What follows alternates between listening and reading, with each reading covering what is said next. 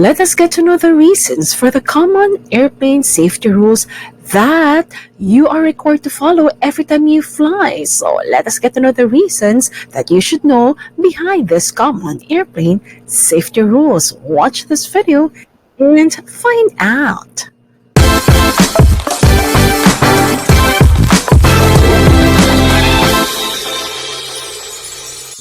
Hi travelers! Welcome back to another episode of Jamey Iris TALK TV. I'm inviting you to click that subscribe button so that you'll get updated every time we have a new video, and that notification bell too.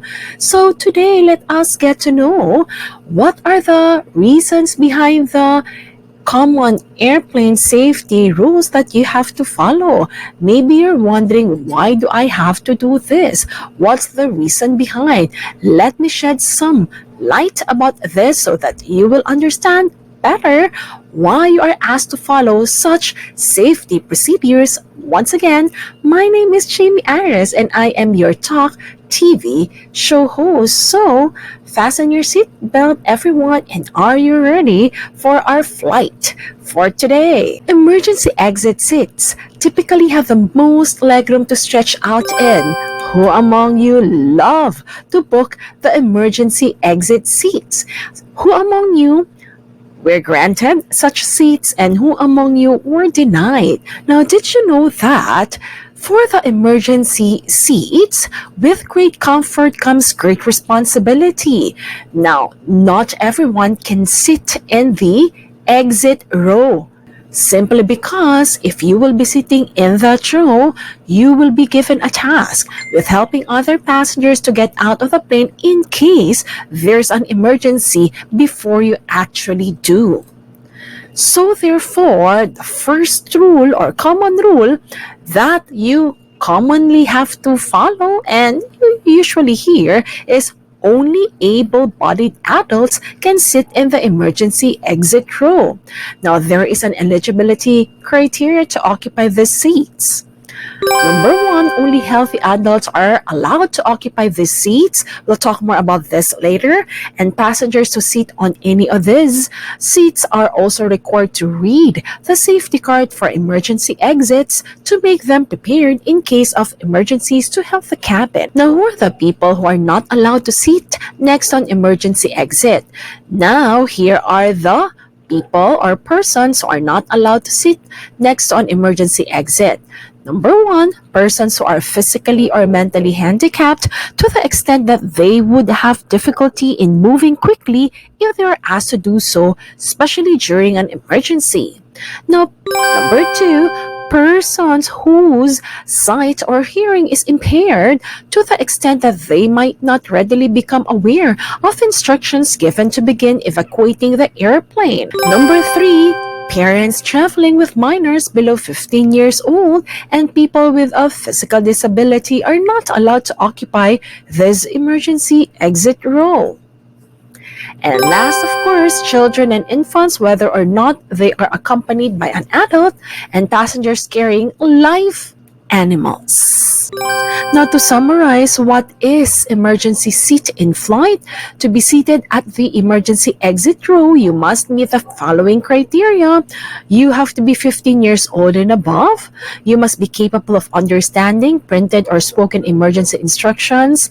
You have to physically be physically and mentally fit to assist crew in an emergency. And just like what was mentioned earlier, since you will be assisting the cabin crew in case of emergency, you have to be capable of reading, of course, the emergency guide so that at least if in case the emergency is ongoing, you can help the cabin crew.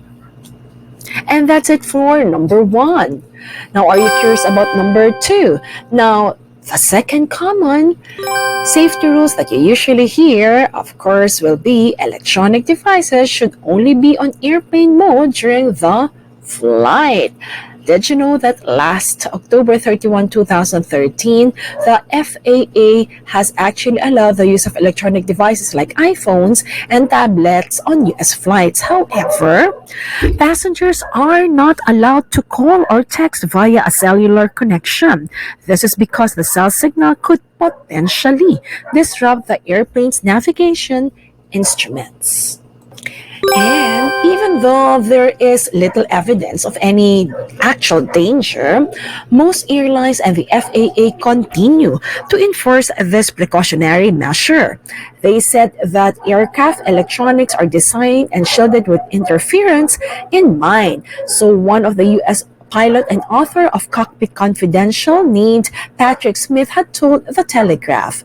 Now, to date, there are no proven cases of a phone adversely affecting the outcome of a flight. But you'll never know. Now, our source is from www.rd.com or readersdigest.com. Now, it is also advised to place your mobile phones or electronic devices on airplane mode because signals from devices can actually interrupt the plane's communication system.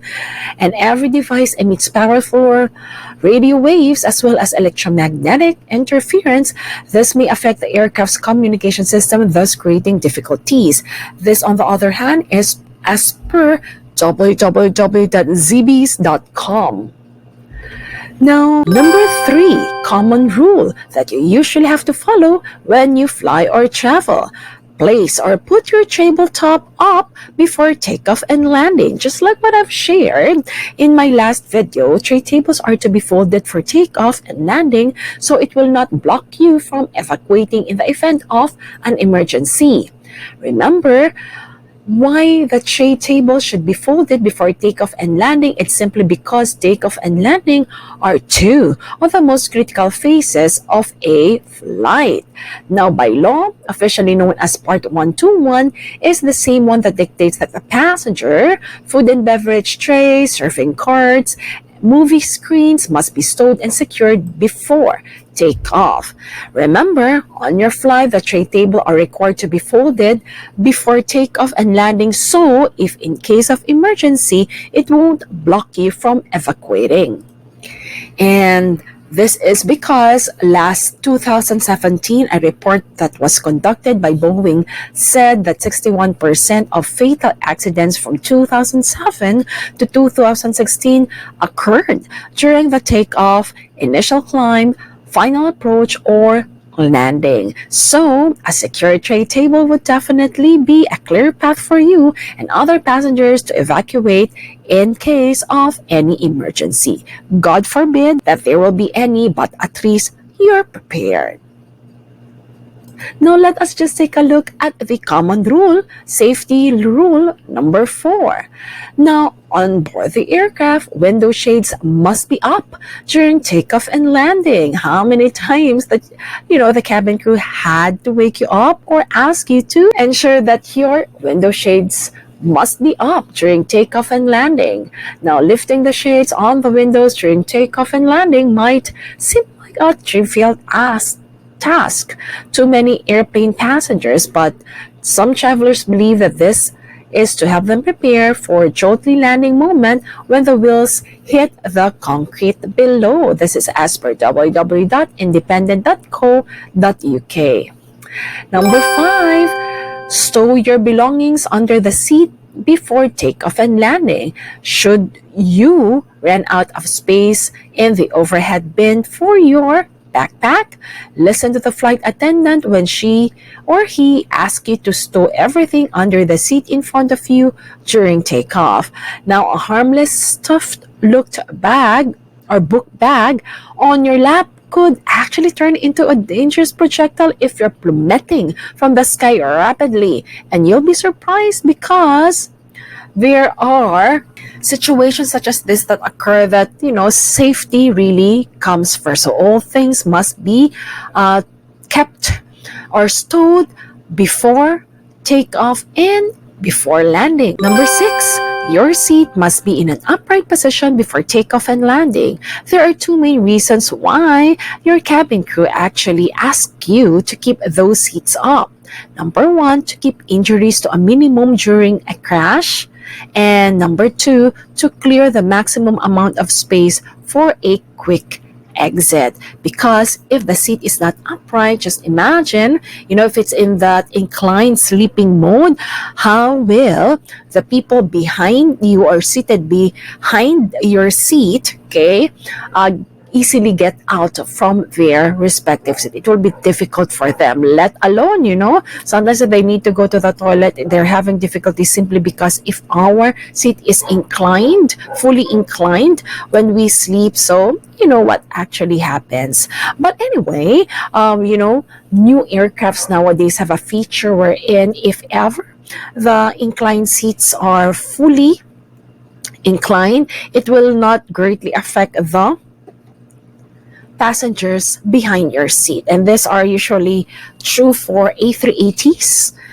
Because it's quite a big plane. But anyway, everyone, please remember your seat must be in an upright position before takeoff and landing. Number 7, the 311 liquid rule for carry-ons. You are allowed to bring a quart-sized bag of liquids, aerosols, and gels or LIGs, creams, and paste through the checkpoint. Now, make sure to note that these are limited to 3.4 ounces or 100 millimeters or less per item, and this is also known as the 311 liquid rule. Number 8. All laptops need to be taken out of carry-on bags at airport security check.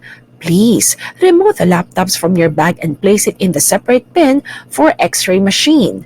And as per TSA pre-check, travelers do not need to remove shoes, laptops, 311 liquids, belts, or light jackets. Please see TSA pre-check for more information. So again, this is a new feature from TSA. So if you've undergone this, you definitely no need to remove such shoes, laptops, and 311 liquids, belts, or light jackets. But if you have not undergone this, then you still have to do the usual screening procedures.